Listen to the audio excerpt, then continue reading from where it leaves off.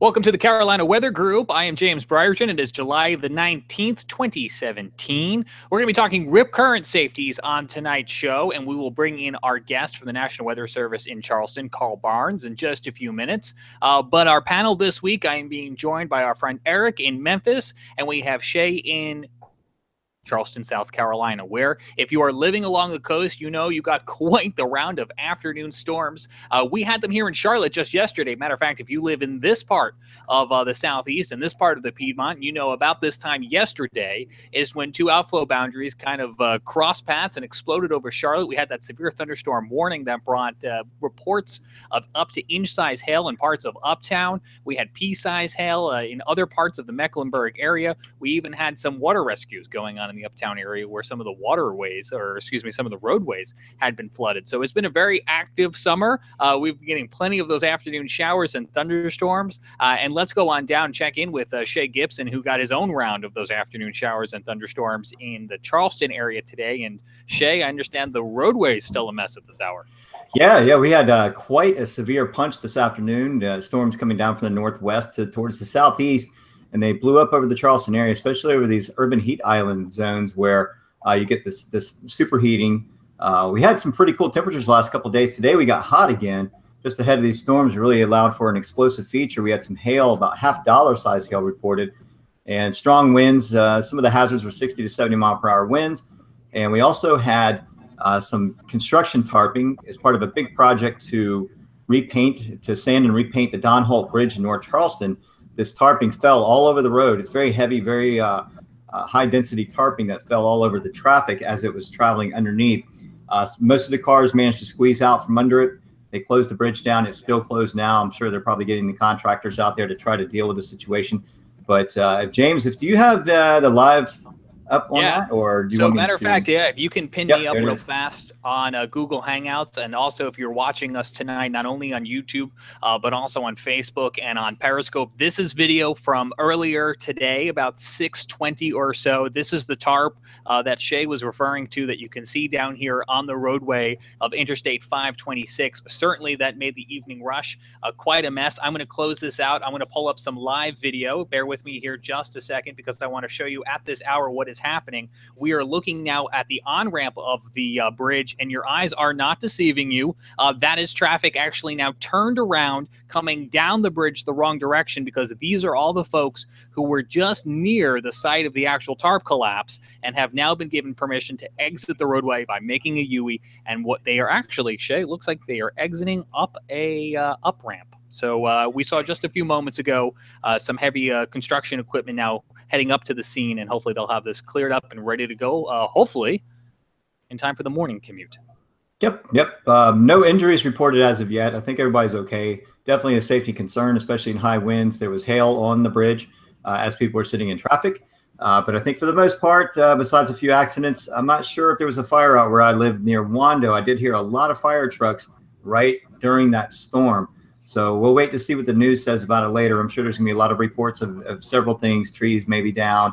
We'll look for the local storm report for the National Weather Service, Charleston as well. With Carl Barnes is with us tonight. We'll get to him in just a moment. I think we wanted to get over to first, real quick, the Charleston weather. The next few days, hot, very hot. We're looking at upper 90s for tomorrow. We could hit 100 degrees. That's slightly suggested by the GFS model from this morning. But the heat indices, with a little bit of drier air, may not bring it up to the hazard levels or the advisory levels, which is 110 degrees under a heat index for at least 2 hours. So we'll wait to see what happens there. We're going to stay hot through the weekend with a chance of afternoon thunderstorms tomorrow, and maybe not so much Saturday and Sunday as things sort of dry out under that heat. And we'll go over to you, Eric Procius in Memphis, Tennessee. Hey there. That you sure that wasn't contraflow from Tropical Storm Don there coming back off the bridge? That sure looked like what you see when a hurricane is getting ready to make landfall, and it does look like, yeah, we're still pinned there on James. So yeah, it's been we had quite a wet summer up until about a week ago, and the faucet shut off and the heat built. and we're getting underneath that mid-level ridge. The Death Ridge that's over the central part of the country is sliding east. We had our hottest day of the year today so far, 97, and first heat index, heat advisory for the Memphis area was out today, first one for this year. So heat indices were up around 105 here. It's been dry for the last week or so. Everything has been really, really green well into the summer here, but it's some of the plants that need water once a week are starting to show signs of starting to get a little dried out already. That ridge is going to sit over us for the next couple of days, kind of slide off to the east. So it does look like we're going to stay hot for the next few days.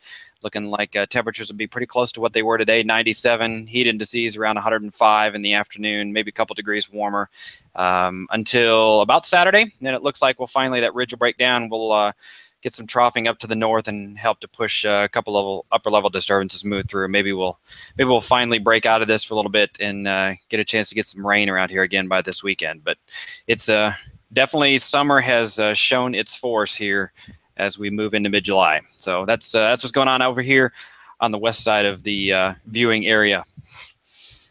All right. Thank you, Eric. Tonight's guest is Carl Barnes of the U.S. National Weather Service, Charleston, South Carolina.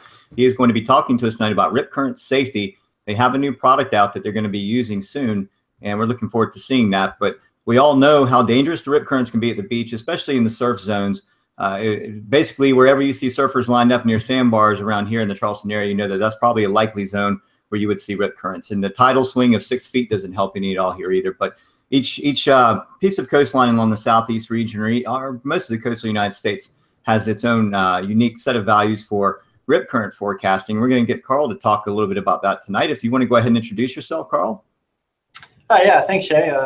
Really appreciate you guys having me on. Because you mentioned Carl Barnes with the National Weather Service here in Charleston. Been here for about 3 years now and been heavily involved with the rip current program.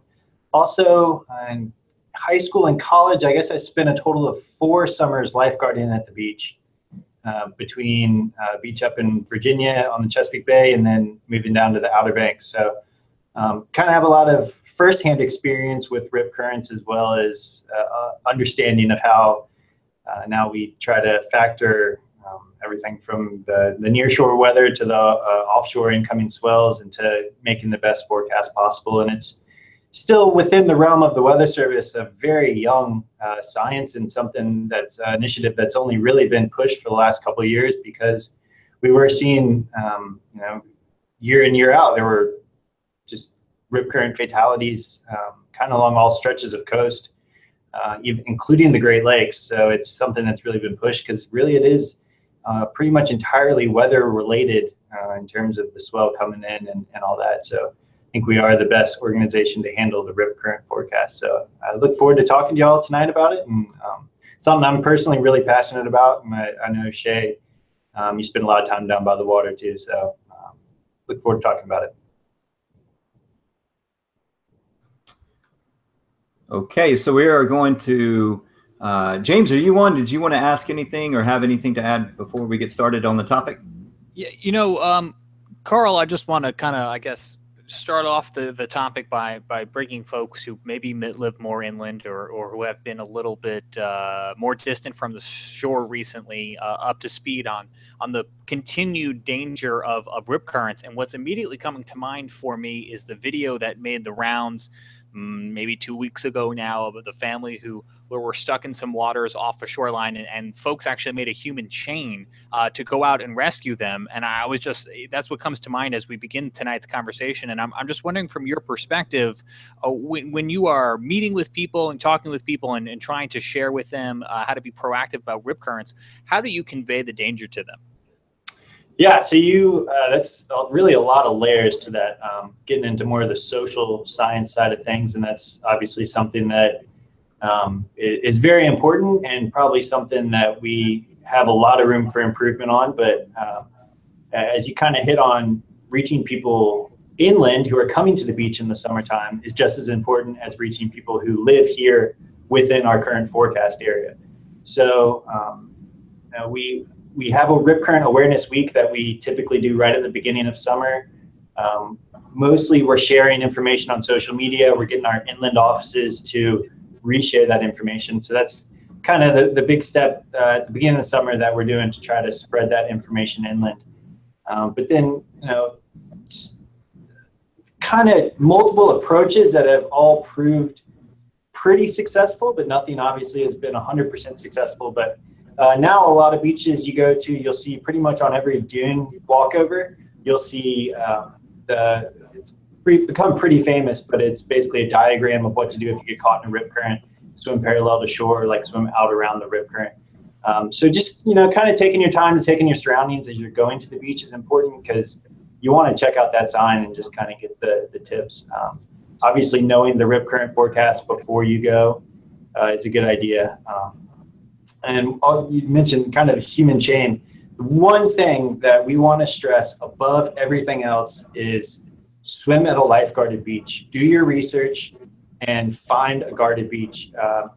I know here in our area, we cover everything from basically the Charleston County beaches, which would be like Isle of Palms, Folly Beach, beaches that are popular for locals as well as people really across the Southeast, all the way down to Tybee Island, which is Savannah, Georgia's beach.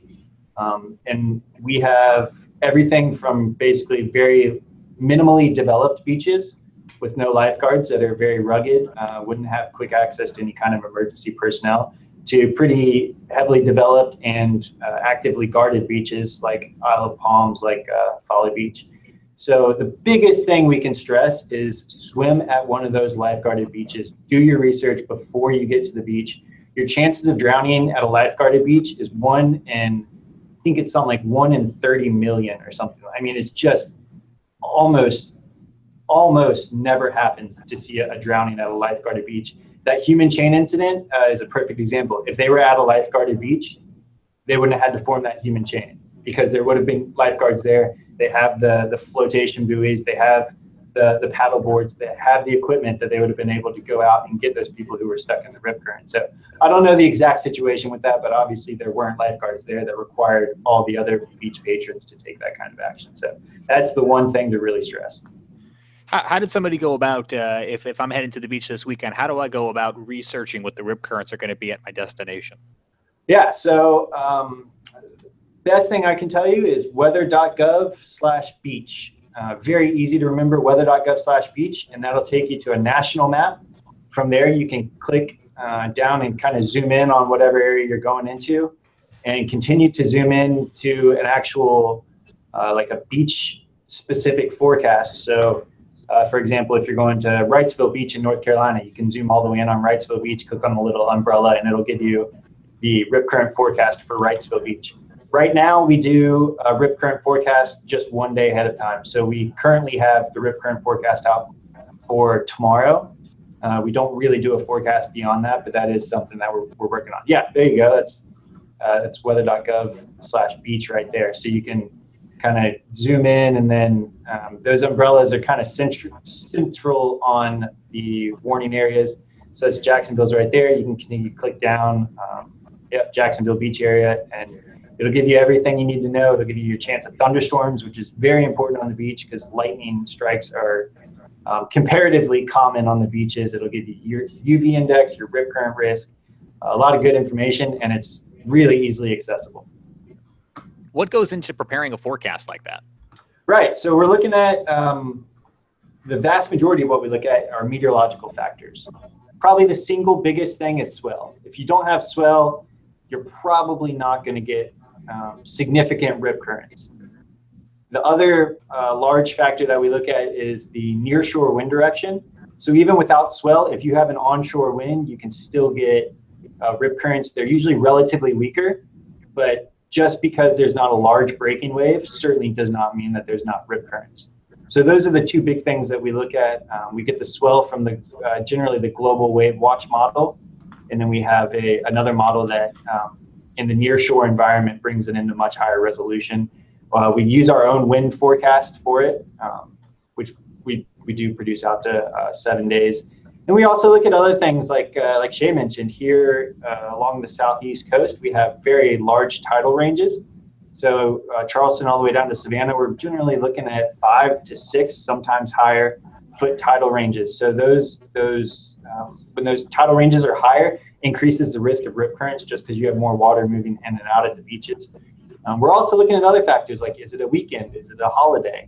Are there going to be a lot more people at the beach? While that might not necessarily influence the actual rip currents themselves, it does play a role in terms of, if there's more people on the beach, it's probably going to necessitate a higher risk. And finally, we're looking at the kind of the specific beach shape, and if there's anything like a pier or a groin. What those do is they build up sandbars in specific locations, cause breaking waves in those locations, and that repetitive breaking wave in the same location generally is able to kind of put a cut in the sandbar, which is what you're looking for when you're looking for rip currents. That sounds like it takes a lot of local knowledge about the areas and what to expect and how the waterways work. I know there are a lot of layers to the National Weather Service. These forecasts that are coming out, they're being done by the local forecast office, the folks who are essentially in the backyard of these beaches? Yeah, and that's absolutely right. We're doing the local forecasting here, and the person or the people that we rely on the most heavily for reports of rip currents are our local lifeguards. We call all of our local lifeguards twice a day to get basically a report of what conditions are like at the beach. There's no good, affordable observing system for observing actual wave height at the beach, and you certainly can't, as far as I know of, there's no way to automatically observe whether or not there's rip currents. You really have to have human reports of rip currents to know that it's occurring. So we're calling our lifeguards twice a day all the way. Again, we're calling Charleston County all the way down to Savannah. I know Wilmington's calling Wrightsville Beach. They're calling all their lifeguarded beaches. Jacksonville, I know, is doing the same. They're calling all of their guarded beaches multiple times a day and getting those reports. And then we use that to kind of calibrate the forecast that we're putting out. Yeah, I remember having wave height instrumentation on Isle of Palms Pier at one point, the Folly Beach Pier at another point. You could actually get some wave heights there. But that equipment does cost a lot to maintain. And so those have kind of gone to the wayside.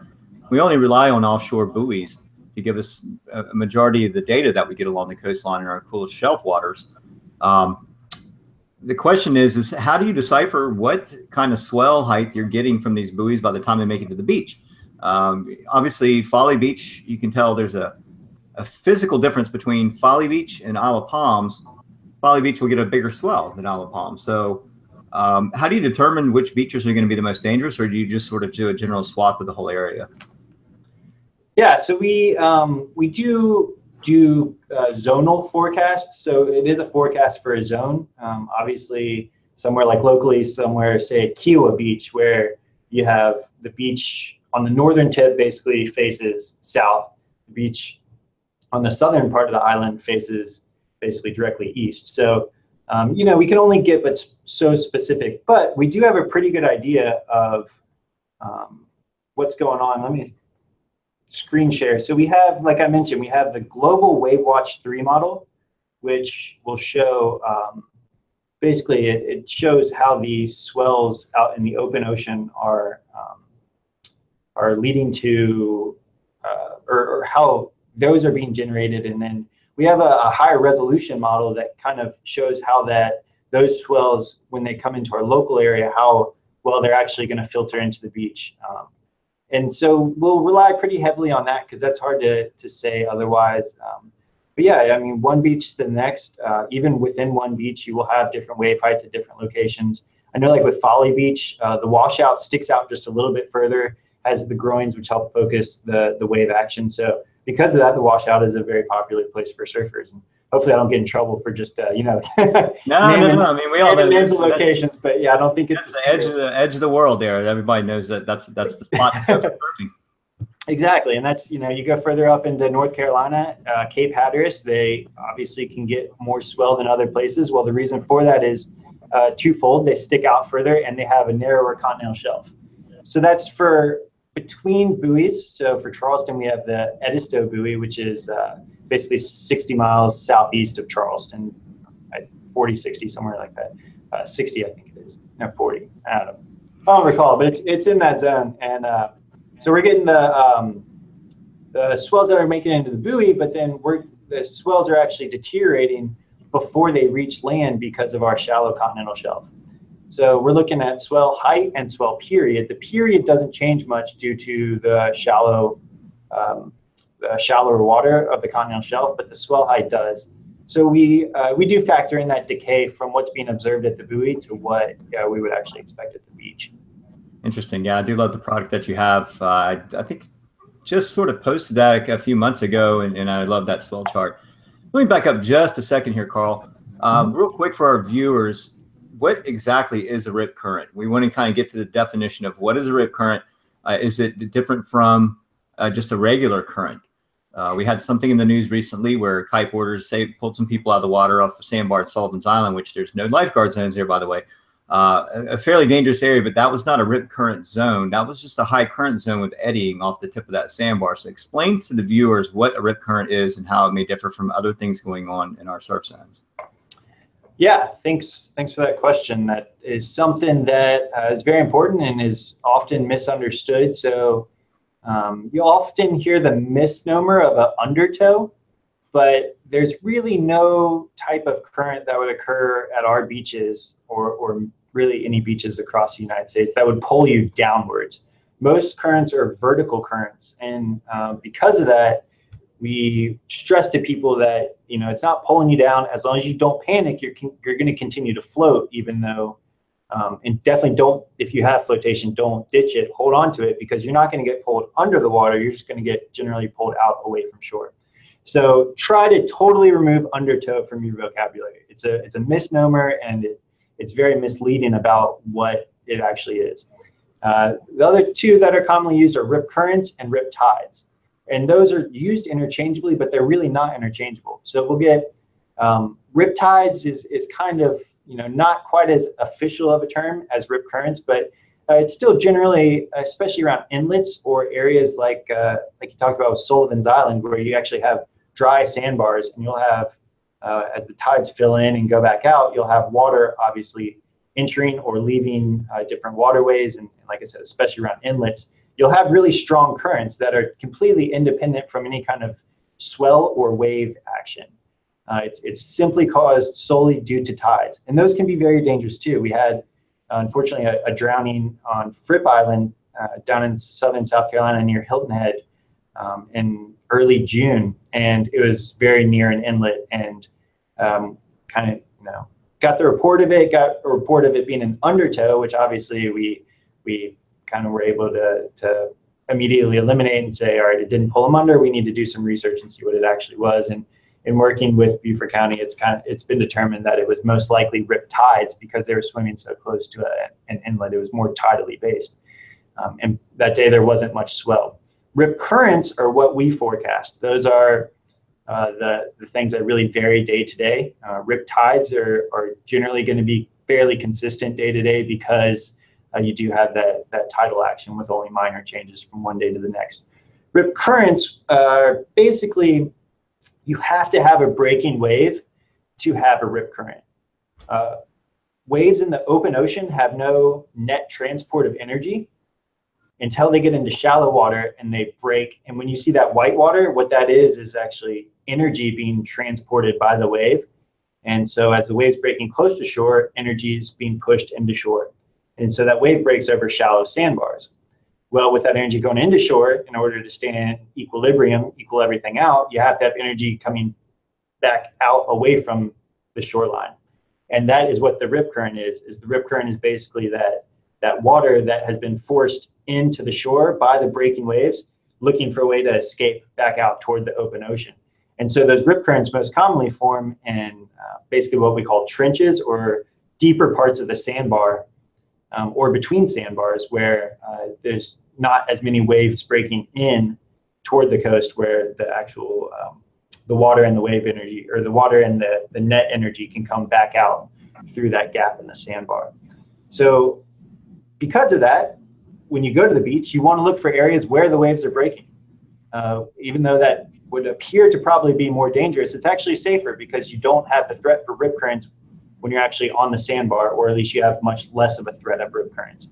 If there's somewhere where you see waves breaking all along the beach and there's one gap where the waves aren't breaking, can seem at first glance like that would be the place you want to swim, but it's actually more likely that that's where rip currents would form. And so the actual water current is probably going to be pushing out toward the ocean in that location. That's really some great information. didn't know that about the waves, and I was going to get into another question, but I'm going to table that for a moment. What I want to ask you is, you mentioned look for where the waves are breaking. Look for those signs, the educational signs that have gone up at a lot of beaches. The thing I also wanted to ask is, if I get to the beach and I have forgotten to go to weather.gov/beach, should I be looking for like a flag or something that might give me some indication if there are excessive rip currents that day? I think a lot of people might be familiar with the ones that go up for like a tropical system. Yeah. Well, fortunately, our website's optimized for mobile, so you'd still be able to check it. But okay, well, but too. Yeah, but no cell phone signal. We'll go with that. Yeah. So unfortunately, that's something that varies a lot beach to beach. Even just within our area, different beaches use different techniques for alerting patrons to what kind of rip current risk there is. In Charleston County, they will never do anything below a yellow flag. So they'll always be yellow flag for a moderate risk, basically red flag for high risk, and then they have a purple flag for sea life, which would be jellyfish or the guys in the gray suits or something like that. And so they never go below a yellow flag. Well, we have other beaches that will go down to a green flag on a day where the water is pretty calm. So there is definitely inconsistency from one beach to the next and how they communicate that message. So I guess really understanding the beach that you're going to, and again, do your research the night before you're headed to the beach, or even that morning. Hop on. As far as I'm aware, every beach has a website with some kind of a link to just a general beach safety page where they would be able to tell you what means what. Checking the UV, checking the thunderstorms, checking the rip currents, putting the checklist together in my head. So the question I tabled was actually going to be one I wanted to bring Eric in on, because I was going to acknowledge I grew up on an island, so I kind of always had rip currents in the back of my mind, although I did not know the part about the waves, so that's good information. I know Shay lives along the shoreline, spends a lot of time at the beach. Eric, you are kind of our guy who is on today's show and is a bit more inland than everyone else. So not to ask you to speak for the mass population of or Memphis or all inland communities, but what type of impression do you get from folks who maybe live a little bit further away from the shore? Do you think this is something that is top of their mind when they do vacation to the beach? Or is this something that collectively might need additional education? No, that's actually a really good question. We're in an area where the Gulf Coast is a favorite vacation spot around here, and so a lot of folks will go to Orange Beach, Pensacola, Gulf Shores area. It's a pretty easy drive down there, and I would say probably that not being exposed to it at all here inland, that most folks don't know when they go down there exactly, what they should be watching for, especially these signs that you've been talking about. I'm learning a lot here.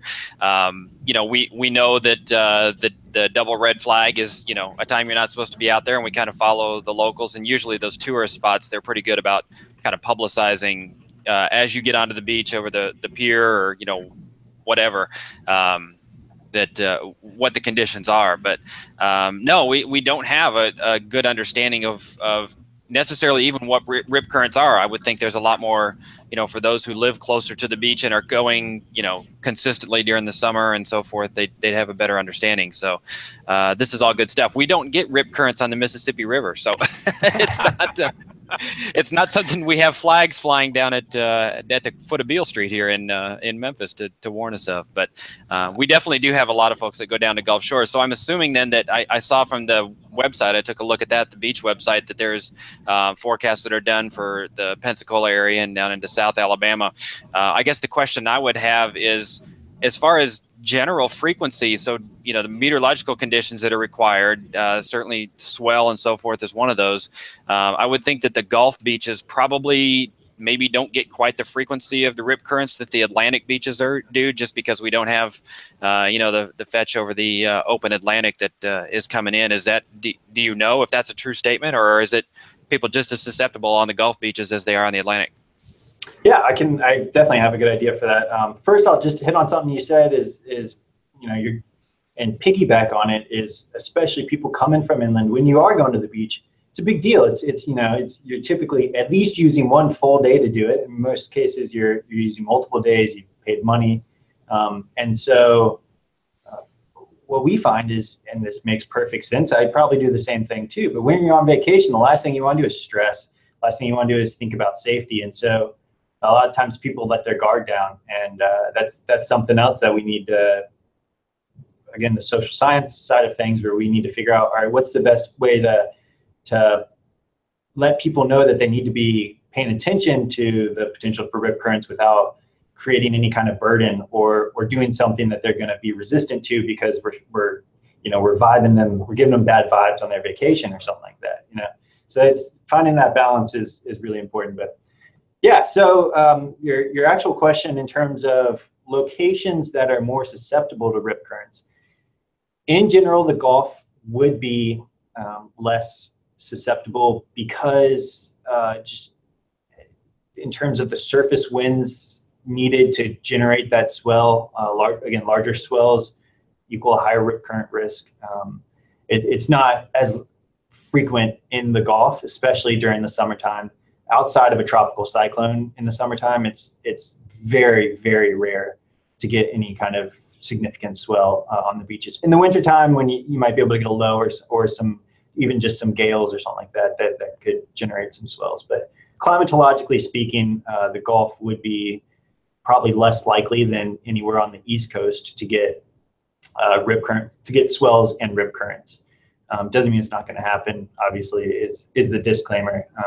And one thing that we have to be aware of as well is that not everyone has an idea of how, people understand generally sensible weather, what they get every day, afternoon thunderstorms, all right, hot and humid in the summertime, so on. And something that's not as intuitive is the generation of swell, how it's created and how it travels through the water. So, when you're seeing waves break on the beach of any size, that's generated from a really bad storm somewhere really far away. And this carries over into so many other aspects of meteorology. If it's not happening where I am, it's not affecting me. The very sad situation with the flash flooding out in Arizona, it wasn't raining where they were, so why would they have to worry about flash flooding? And it's the exact same thing with swells. You can have a really significant storm off the beach, it still creates a hazard at the beach because of the swells that travel through the water. And so kind of portraying that and portraying just because you went to the beach yesterday and it was calm and placid doesn't mean today's still going to be calm and placid. It varies day to day based on what's going on off the shore. Yeah, the only follow-up I have to your initial comments there is, when people are going to vacation down there from an area like this, there's a finite time frame that they're going to have down there. If you're living close to the beach and you got rip currents, well, I'll just go tomorrow. When you spend a couple $100 a night and you've got 3 days and then you have to go back to Memphis, people are going to naturally perhaps take more chances. This is the only chance I've got. And, you don't want to go down there and have 3 days that are totally rained out or totally cold, like it was when I went down to Gulf Shores in March this year on spring break, and it was freezing the whole time. We had our jackets on, the wind was blowing, and I'm sure the rip currents were bad, but I didn't get my toes in the water to find out. So anyway, yeah, that's another one of those kind of societal factors that plays into the whole thing as well. So. Yep, and speaking from experience, being a ocean rescue lifeguard, like you mentioned, some days they'll put up the double red flags, which generally means no swimming's allowed in the water, or even some places just one red flag means the same thing. For the lifeguards, they don't want to do that. Those are the hardest days that they can have because they're constantly going up and down the beach, informing people, telling them stay out of the water, having to watch people. They would much prefer to just let everyone go in the water. So it's not like they're doing that to pick on you or anything like that. They only will do that if it really is a serious hazard. So Carl, we talked about some of the onshore winds that would help to aid or to generate rip currents in general. So for our area, like Charleston, for instance, we have our southerly sea breezes that happen regularly, and they vary from mild to strong. Mm-hmm. They generate some groundswell, but it takes a little while for those. The other direction of wind that's a real big concern is the northeast wedge, which drives a fairly larger, consistently larger swell down the coast with a stronger current overall. If you want to sort of elaborate on which direction of winds outside of large storm events in the ocean, which direction of winds for the local rip current safety aspects do you think should be the pretty much the most important to talk about? Okay, yeah. So probably in general, those directly onshore southeast sea breeze type winds are what we have observed more rip currents and have gotten reports of more rip currents with. I'm not going to say that's a hard and fast rule that those are more dangerous though. I think it's at least partially because those northeast wedges happen more often in the cool season when no one's in the water to begin with, or the lifeguards are, depending on the beach, generally, the usual Memorial Day to Labor Day is when the lifeguards are on the beach every day. And you just don't get many wedges in that time frame. One thing of note is those northeast winds here and along the southeast coast, those are alongshore winds, or basically parallel to the coast. And those do actually, while they can be kind of hazardous in their own right, they actually work against strong rip currents from forming, because very similar to how a thunderstorm going vertically in a highly sheared environment can kind of get sheared off. Very similar thing on those northeast winds, where your longshore will keep your rip current from directing straight out, and it'll actually, the parallel to shore winds will cause such a strong longshore current that it'll push you kind of into the rip current and then right back out of the rip current if it's strong enough before you get a chance to be sucked out.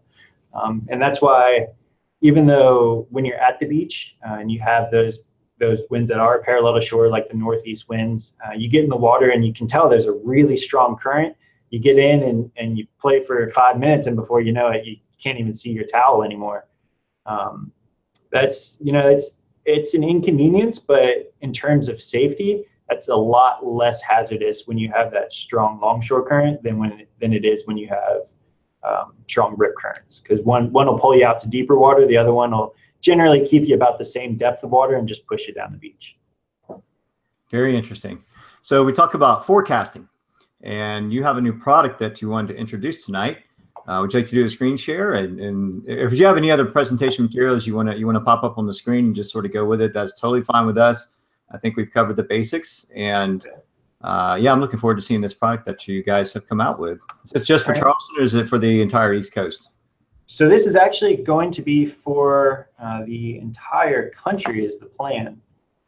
And so again, getting the observations is very challenging. You have to have basically eyes on the ocean to get those observations. We don't have any way of automating the observations. So what we're doing this summer is getting as many observations as we can to try to calibrate this model. So we have this NWPS, the Nearshore Wave Prediction System. That's a newer model, which I can show you actually. Flip over to this one. So this is kind of a look at significant wave height, but you can see this is a pretty high resolution model. Just for an idea here, this would be the Charleston Harbor. This area up here is Cape Romaine. So it does a pretty good job of kind of understanding how the swell deteriorates as it gets closer to shore, understanding a lot of those nearshore effects that we weren't able to model in really high resolution previously. Well, now, as part of this model, they're working on also automating a rip current prediction. So that would be based on what we already talked about, because this model does swell height. It uses our forecast winds. It understands tidal effects, and it would be able to automatically take all that into account. So this current summer, we're working on getting a whole bunch of observations. So hopefully we can calibrate it over the winter and maybe begin to use it experimentally next summer. But we do have other offices. So the office in Wakefield, Virginia, which covers like Virginia Beach, Northern Outer Banks, and up to the Delmarva Peninsula, they're currently running it. And so just to kind of give you an idea of what the output from it looks like, this would be somewhere just south of Virginia Beach, but basically drops a point on the beach every like 2 or so kilometers. So it's very high spatial resolution on the beach. Whereas, like I said, currently we're doing just kind of a regional forecast. This would actually be able to, for a specific location on the beach, give you a rip current risk. And we can see for this location that it actually gives you a trend. So it I believe gives a risk every hour or two, whereas again, currently we're doing one risk for the whole day. So there's plenty of room for improvement, and this is a great step in doing it. So this would be somewhere just south of Virginia Beach. Looking at, based on the model, they're looking at kind of mostly a low risk, but then you can see as we get into, well, sorry, I guess this is actually old data. This is, again, experimental, so it's still kind of in the works, including the interface to view it on, but this is from back in early June, but you can kind of see what the output would be like, where you'd get basically every hour or two, you'd get a rip current risk for that period, and then you could see the trend. These kind of waves in the trend are tidally based. So your rip current risk for any given beach is going to be different at low tide, at high tide, depending on the incoming or outgoing tide.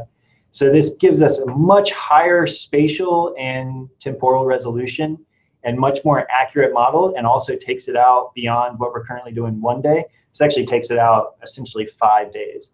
So this is a complete game changer in terms of, from this you can actually see, hey, this day I'd probably be okay to go in the morning because it's a pretty low risk in the morning, but then we're going to see that risk jumping up pretty quickly in the evening. And that's information that we're just not conveying right now. So this is a really, really exciting, huge improvement to the way that we forecast rip currents. It's got, again, it's experimental, it's still being fine-tuned, but hopefully we'll begin locally receiving this data this summer 2018, and then being able to utilize it, see how valuable it is, and implement this to give people just a much more accurate and much more high resolution forecast of what they can expect at the beaches. Hey, Carl, that's I was going to ask. That's a 6-day period there. It looks like I'm sure it's probably based on a medium range, what, Wave Watch 3 model blend? Yeah, so it's this NWPS, this nearshore wave prediction system, is what it is. Let me see if I can. Yeah, here, this is perfect. So you can see for our area, we have this domain right here that I'm outlining with the mouse. This is our NWPS domain.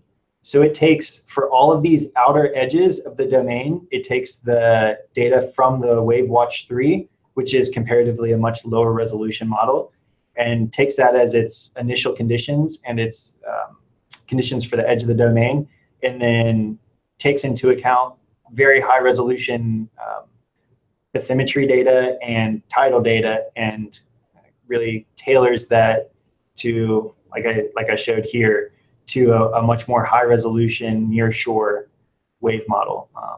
So that's, I guess, its very most basic roots. It is using Wave Watch 3, but it's actually using this high resolution wave forecast from the NWPS for swell. That's really neat. I really like that graph. I don't know if you can pull that back up again. Absolutely. I love how it has all of the information there. Your height through period. Yeah. So this one would be significant wave height, and not surprisingly, as the significant wave height increases, that rip current risk is increasing. The period is here. It's actually generally staying somewhat steady, mostly in that 8 to 9 second. But then here we have a little more shorter period, which would correlate to just a local wind swell coming in. Direction also plays an important role in rip current formation. And then WL, I believe, is the water depth. So what this is essentially a representation of the tidal levels. I wonder if that has the ET surge information in it. That's pretty neat. But yeah. The other question I want to ask, looking at this product, do you think in the future that this would be able to be spot forecast up and down the coastline? Say if I want to go to Fripp Island versus Charleston, would I be able to click on a spot at Fripp Island and get the forecast there individually? Oh, absolutely. So when I wasn't zoomed in enough before, but when I zoom in, you can actually see each one of these gray dots here correlates to a location where there's a forecast for. So each one of these, it's calculating that rip current risk by the day. So here we can go up to like the oceanfront of Virginia Beach region, and you can get one for, if you're familiar with Virginia Beach, you can get one for kind of this main strand of the beach, and then you can get another one for just across the inlet at the Croatan Sound. I mean, it's that high resolution. Now, this is always kind of something that we get into with meteorology is high resolution is not directly correlated to a higher confidence forecast. Kind of similar to with the HRRR or the NAM. They're higher resolution, but that doesn't mean they're higher confidence than the GFS is in any certain solution. And it would be the same thing for this rip current forecast. But in locations where you have a pretty complicated beach shape, this could be very, very advantageous. Absolutely, and it looks like those buoys, it depends on the density of the buoy readings and the data as far as the confidence level, I would imagine.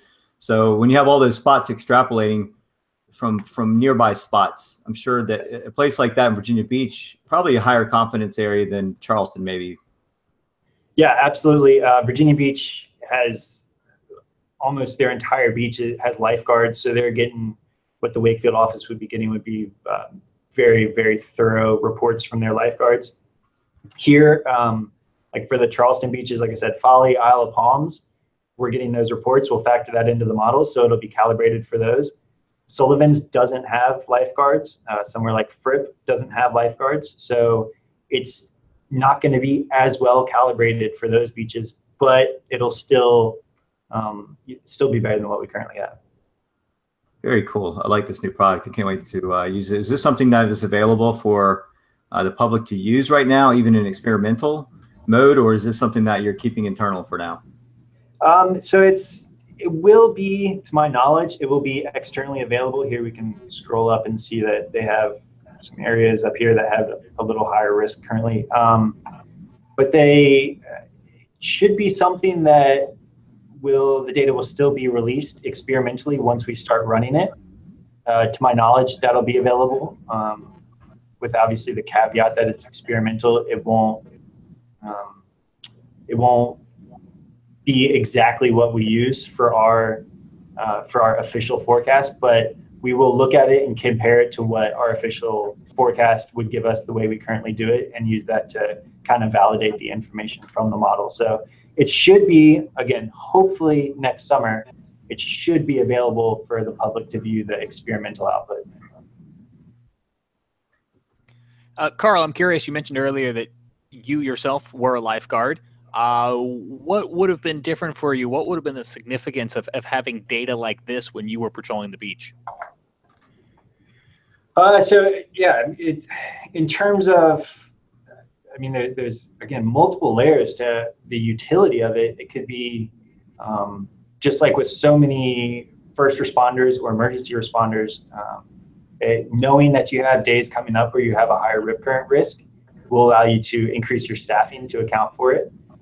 Days where you have a lower risk, you might be able to reduce staffing a little bit, or you might be able to even use those days for training for the busier days. Again, so we fall under the Department of Commerce. So everything we're doing, at least in some aspect, takes into account not only public safety, but the economic utility of any of these models that we are developing. So something like that, where you can really align your resources for those times where you have higher risk, which is not at all dissimilar to all the other forecasts we do for emergency managers and county first responders, where we need to alert them on days where they have a higher risk of having to respond to weather-related incidents. But beyond that, in the immediate near term, nothing replaces being on the beach and having eyes on the water. This is still an outlook, and I think because of that, the lifeguards will still get the final say in what generally, like, what the risk is at the beach and what color flag they raise. So just because we have a moderate risk out, the lifeguards might actually be seeing something different at the beach, and they might put up the red flag or the double red flag. So it's worth noting that even though we put out this outlook, still the lifeguards are the experts. They are the people who are responsible for all the patrons on the beach. So listen to them above anyone else. Carl, one last question from me. Can you have a rip current with strong offshore winds and a large swell? Oh, absolutely. Yes. Yeah. That swell is the most important thing. If anytime you have swell, you're going to have rip currents. You can just default to it. If we have a hurricane that's within our swell window, you can almost bet that at some point we're going to have some form of elevated rip current risk, regardless of the local wind direction. Now it could be, the local winds could act to make that rip current risk even higher. But yeah, the swell above all else is the most important thing. Jogging my memory, I think you surf. Do you still surf? I do, yeah. And have you ever experienced rip current out on the water yourself, either swimming or surfing? Oh yeah, absolutely, all the time. And so with this rip current risk, one caveat is there's rip currents out there pretty much every day. They're just usually anytime there's a breaking wave, there has to be a rip current just to move that water back out toward the open ocean. But that doesn't mean don't go in the water ever, because typically when the waves are smaller, those rip currents are so weak that anyone can pretty easily escape them with any kind of swimming ability. So yeah, obviously as the waves get bigger, that's the time when you want to be in the water on a surfboard. And so yeah, we've seen some really strong rip currents. Say kind of anecdotally, the Outer Banks of North Carolina is much more prone to rip currents for a number of reasons. They get larger swell with that shallower or the narrower continental shelf. They also have, and this is very hard for us to predict and to factor in, but they have a totally different sand composition up there. They have much larger sand grains, which allows their sandbars to shift more, and they'll go from very shallow to much deeper troughs. So there's a lot of things that factor into that. But yeah, especially up on the Outer Banks, I've seen some incredibly strong rip currents. Even here, especially around groins at the washout, anytime there's waves, there's at least some weak or stronger rip currents at the washout. Right. Just bear with me. I'm just showing some typical rip currents and some dye tracking that's been done. Have we done any of this dye tracking in the Charleston area? No, unfortunately, our water's a little too brown for it.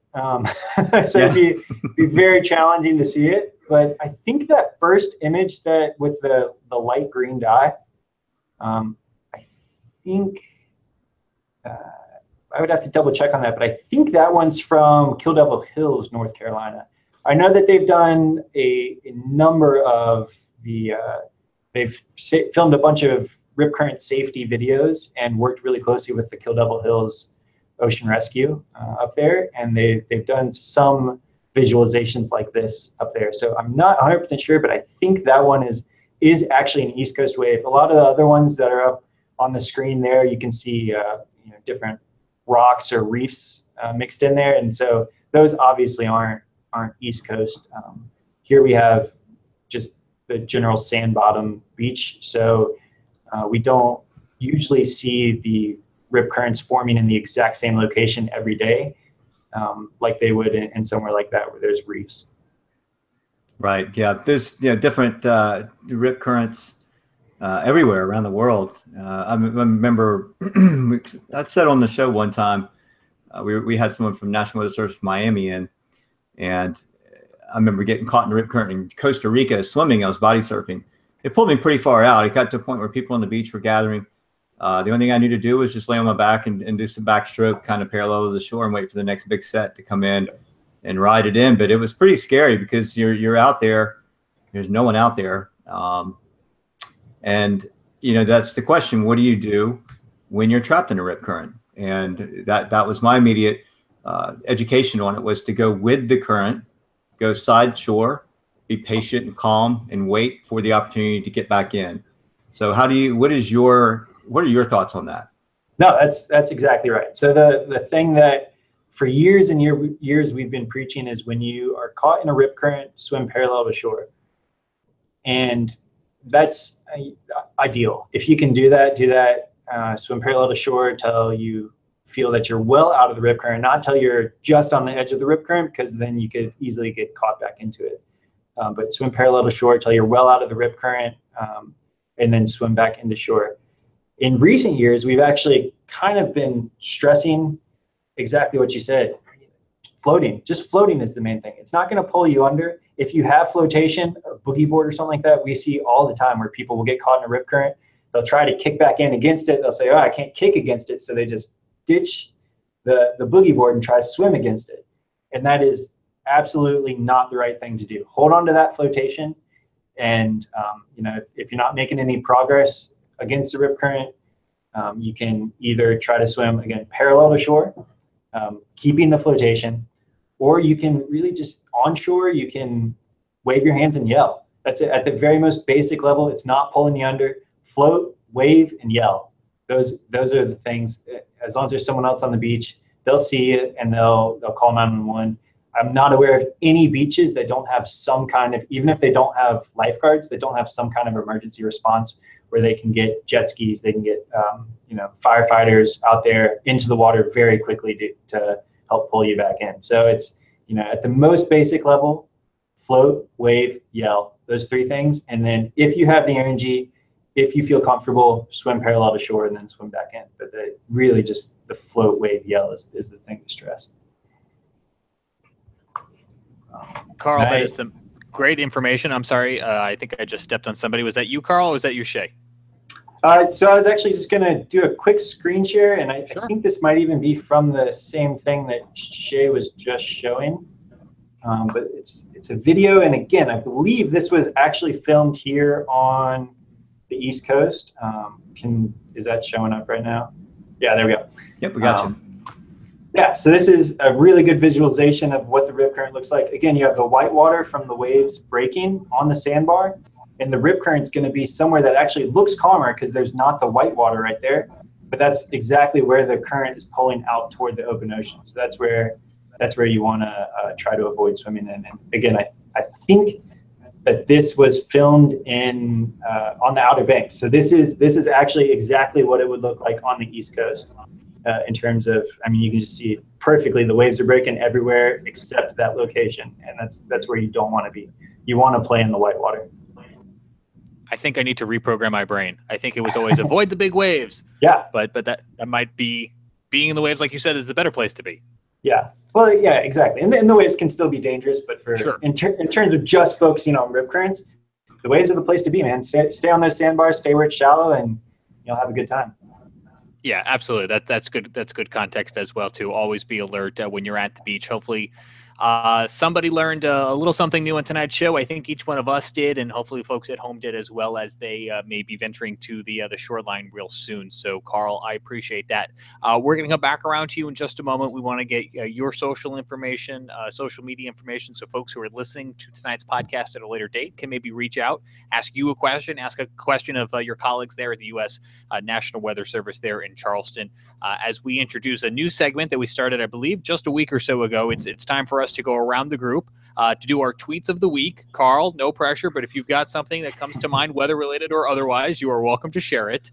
I suppose if no one objects, I will start off with some tweets that I sent out yesterday. So these could be tweets that we saw or tweets that we sent, but these are some drone photos I took as a severe thunderstorm was approaching me in South Charlotte yesterday. Let me put these up for our folks who are watching online tonight on Facebook and on Periscope, and I'm going to do a screen share for the folks who may be joining us on. How am I going to do this? Here we go. For the folks who are on YouTube tonight using our other system. Here we go. So this was taken at about 380 feet above where I live in South Charlotte, so just within that legal limit. Looking back north towards the city, you can see a couple of those rain shafts. Kind of hard to make out, but there is the skyline there on the horizon, and you can see the leading edge of that storm yesterday as it rolled on through. And as we talked about at the top of the storm, top of the show, it did bring some heavy rain, hail, and really strong wind gusts at times too, and quite the light show, I will add. So, Eric, I see you are off mute. I will take that as a sign that you've got a tweet you want to show us.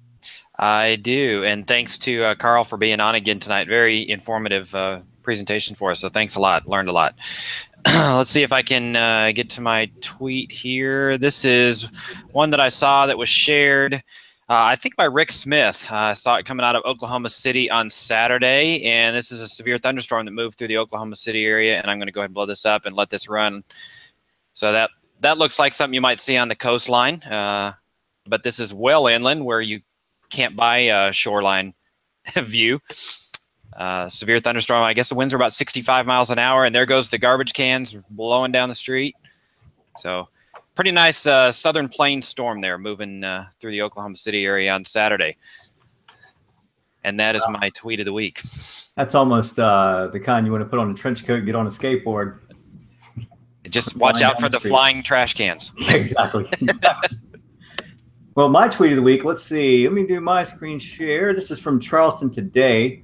This comes from Kevin Verbiage. Verbruge, I think it's Verbruge, maybe is how it's pronounced. The thunderstorms that were approaching the coastline today, he got a really, really good shot of a shelf cloud that has some really nice wall structure to it as well. It shows a very strong frontal boundary along this storm. Probably some very strong winds behind it, some hail built up inland. But if we look at the next picture, we see the progression of it. This is out by Edisto Island. You can just see the definition of this shelf cloud. This is actually in a stage where it's starting to break down. It actually sort of fizzled out by the time it got to the coast. The storm exhausted itself. The sea breeze met it at the immediate coast, and so they only got a little bit of rain, maybe a little bit of lightning, but nothing as wild as what happened inland. The other tweet I have, this is really, really cool, and we're really starting to see more and more from the GOES 16 satellite. And this is from James Spann retweet, the information from Chris Veldon of SSEC, Wisconsin-Madison, and from SIMS. And you can see the high definition of these storms in South Dakota from earlier today from this storm system, and just incredible resolution from the GOES 16. This is going to be so much fun to use and very, very much of a learning experience for all of us. We're going to be learning a lot of new things from this, and you can just see how much cloud structure is going on in and around this storm system. Very impressive. So that one got my attention.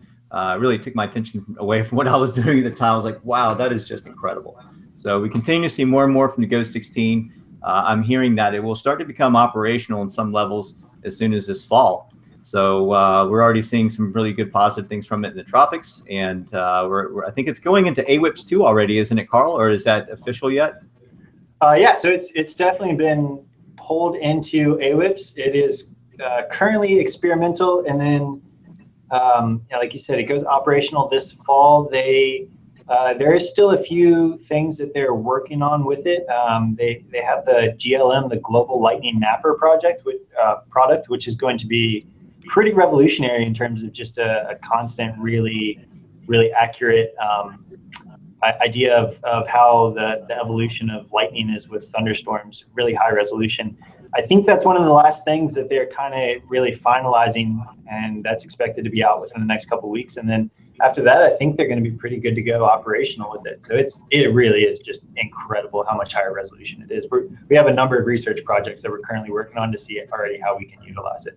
For sure. I think James has one more thing he's trying to show us here before we sign off. I'm going to sneak in one more relevant tweet from today. We talked about this at the top of the show, and Shay, I saw you retweet this during the show, and I wanted to share it out with our folks as well, too. We talked about that wind event that came through Charleston, South Carolina earlier today and left that construction tarp on the interstate. Here is a look at that moments before it actually fell onto the roadway surface itself. Probably one of the last few motorists to make it through here. Quite a scary and dangerous situation. And Shay, I think this speaks to what you were talking about, having driven that road multiple times yourself. You kind of thought this could be a problem if winds really start to pick up. So this is just an incredible view here from this motorist. That's crazy. Yeah.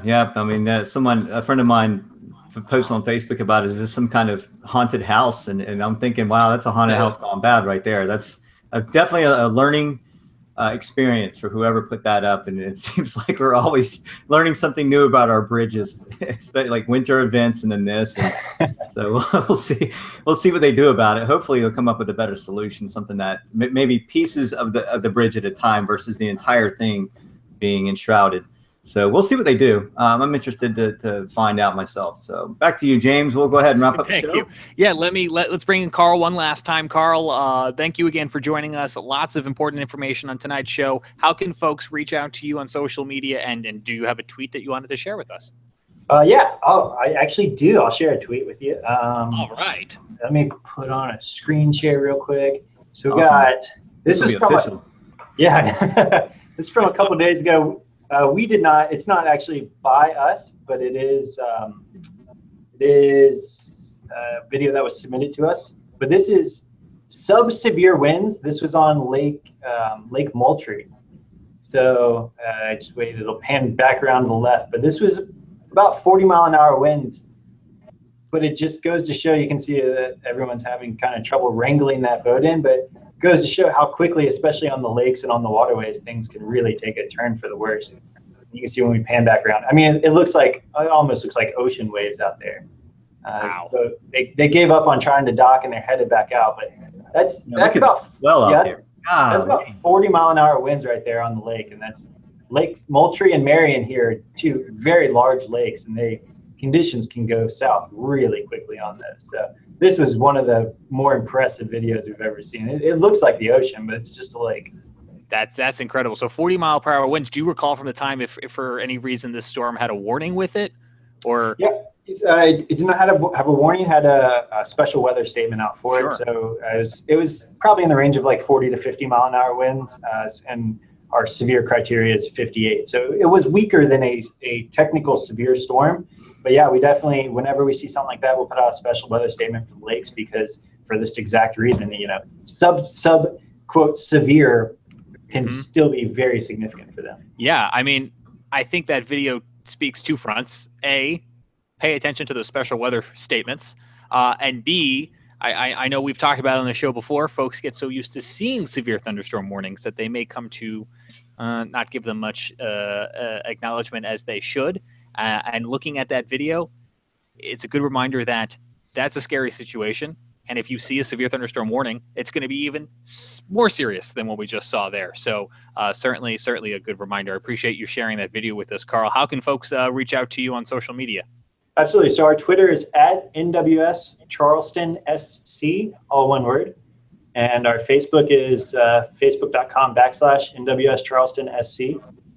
So those are two ones. But really, since we cover people in a large area, just very important, very easy to find your local office's social media information.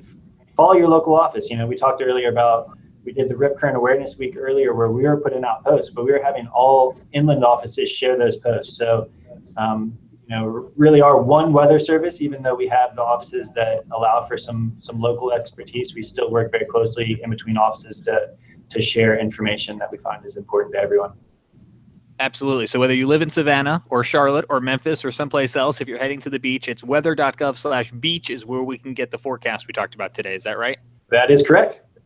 Absolutely. Great information there, Carl. Thank you very much again for your time, and to everyone at home joining us either on tonight's live show every Wednesday night at 8 o'clock Eastern time, or, of course, you can find our podcast on iTunes and Google Play. Let's take a look at the schedule that's coming up in the next few weeks here. So next week, July 26th, we will have Mike of Mike's Weather Page on. I know we were looking forward to that conversation and revisiting the tropics as we make our way through the summer season. We will get to know Nash Severe Weather on August the 9th. And then August the 23rd, we're going to talk about journalism and live television and reporting from disaster zones. We'll have some friends from the Weather Channel joining us, including Reynolds Wolf.